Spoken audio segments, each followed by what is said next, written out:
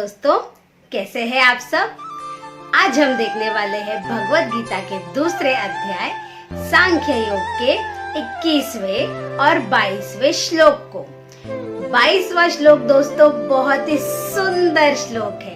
ये भगवत गीता के 4 सबसे फेमस श्लोकों में से एक है। जब हम इसे पढ़ेंगे तब हमें ध्यान में आएगा कि इसका मीनिंग कितना सुंदर है।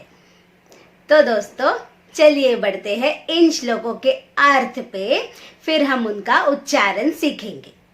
21वें श्लोक में दोस्तों भगवान श्री कृष्ण कह रहे हैं, हे पार्थ, जो जानता है कि आत्मा अविनाशी है, शाश्वत है, नित्य है, जिसे कभी मारा नहीं जा सकता है, निराकार है, अजन्मी है, तो ऐसी आत्मा को कोई कैसे मार सकता है, या फिर ऐसा कोई कैसे सोच सकता है कि उसे मारा जा सकता है।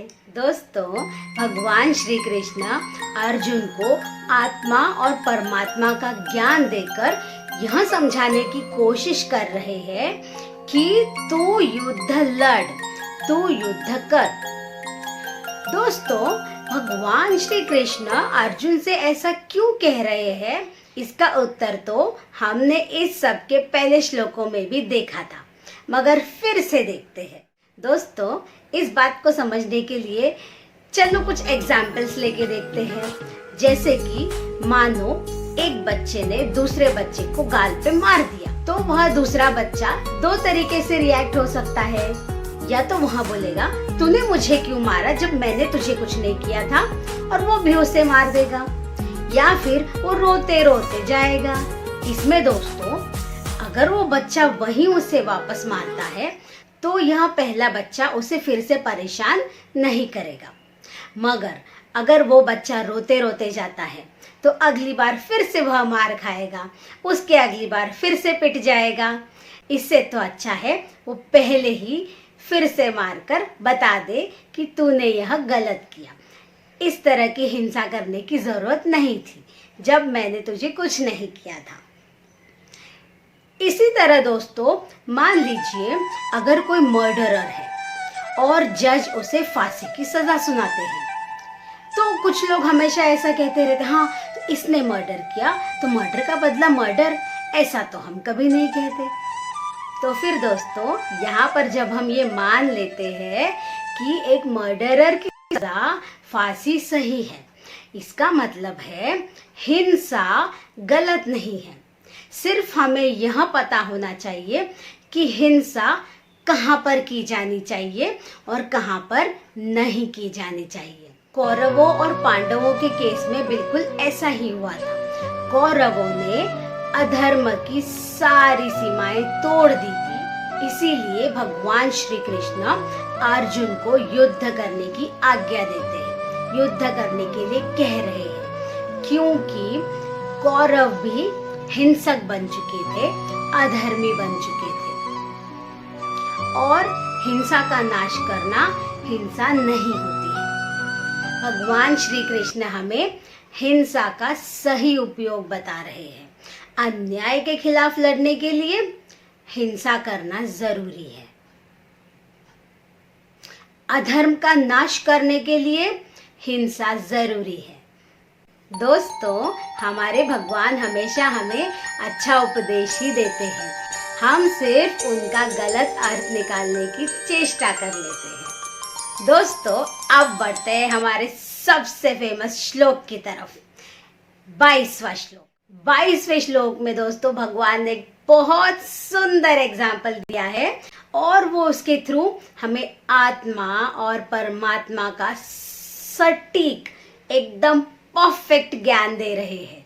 इसमें भगवान क्या कह रहे हैं, जिस तरह से हमारे कपड़े जो हम पहनते हैं वो पुराने हो जाते हैं, फट जाते हैं, जीर्ण अवस्था में चले जाते हैं, तो हम उनको निकाल देते हैं और नए कपड़े पहन लेते हैं।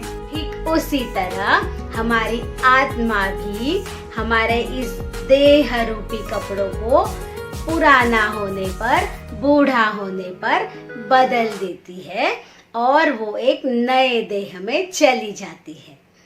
इतना सुंदर तरीके से भगवान ने हमें समझाया है आत्मा के बारे में। तो दोस्तों, यह समझाकर भी, यह बताकर भी भगवान श्री कृष्ण अर्जुन को वही आदेश दे रहे हैं कि तेरे सामने ये सब जो लोग खड़े हैं वो अधर्म के रास्ते पर जा चुके हैं और उनके शरीर भी जीर्ण अवस्था में चले गए हैं और अब इस अधर्म के रास्ते पर चलने की वजह से उन्हें और पाप कर्म भुगतने होंगे और उनके शरीर को और पीड़ा होगी। तो हे पार्थ, तू जब इनसे युद्ध करेगा तो तू उन्हें मुक्त करेगा इन सब पापों से, नहीं तो उनके शरीर को इन सब की पीड़ा ही होने वाली है। इसीलिए अर्जुन, तू युद्ध कर, तू लड़ और अधर्मियों का नाश कर। दोस्तों, इसी से रिलेटेड ऋग्वेद में भी एक सुंदर सा मंत्र आता है।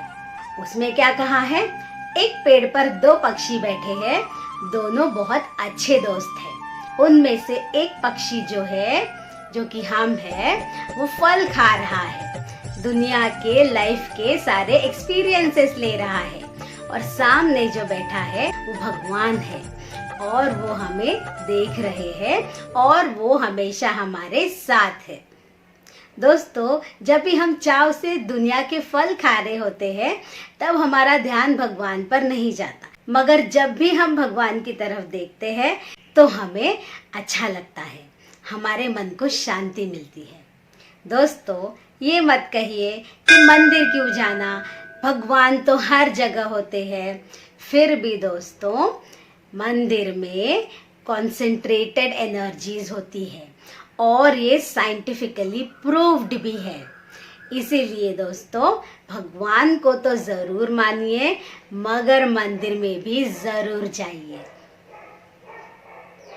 अब दोस्तों, चलिए बढ़ते हैं इन श्लोकों के उच्चारण की तरफ। 21वां श्लोक। वेदा विनाशिनम नित्यम य एन मजमव्ययम कथम स पुरुषः पार्थ कम घातयति हन्तिकम्।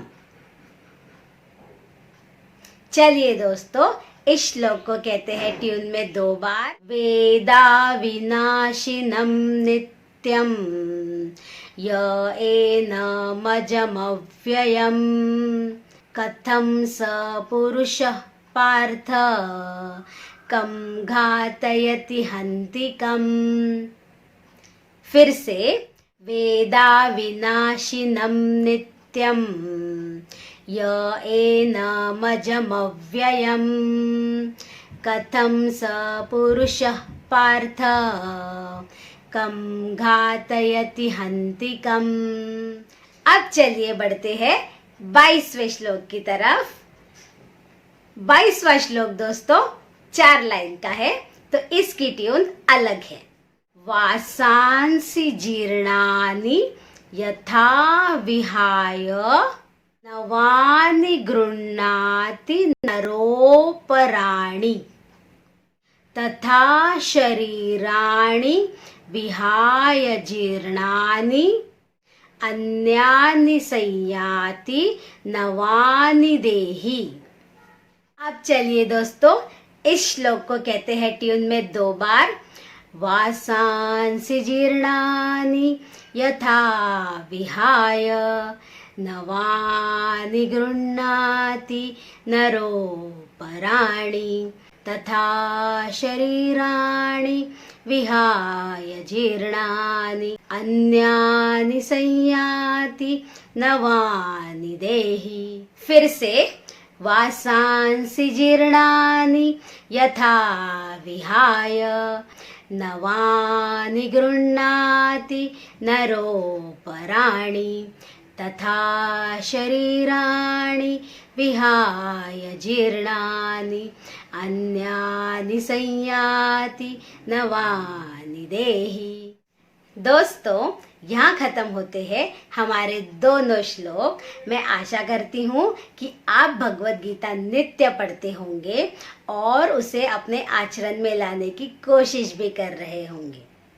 तो दोस्तों, मंदिरों में ज़रूर जाइए, भगवान जी पर विश्वास रखिए और अपने जीवन के सही तत्वों को, सही मूल्यों को पहचानिए।